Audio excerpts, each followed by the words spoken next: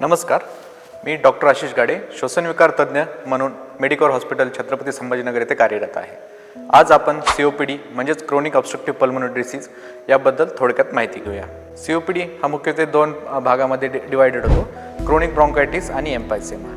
याच्या कारणाबद्दल बोलायचं झाले तर जे पेशंट असतात आपले त्यांना जुने व्यसन जसे की बीडी, सिगरेट, तंबाखू आणि गांजा स्मोकिंग हा मेनली त्यामध्ये कारणीभूत ठरतात।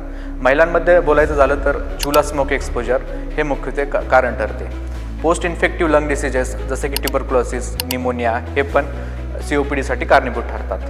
COPDच्या लक्षणाबद्दल बोलायचं झाले तर मुख्यत्वे दम लागणे, खोकला, कफ व छातीत गरगर होणे ही लक्षणे त्यामध्ये दिसून येतात। जर डिसीज प्रोग्रेस झाला तर पेशंटला ऑक्सिजनची पण रिक्वायरमेंट लागू शकते, त्यासाठी पेशंटला वारंवार हॉस्पिटलमध्ये भरती व्हावं लागते।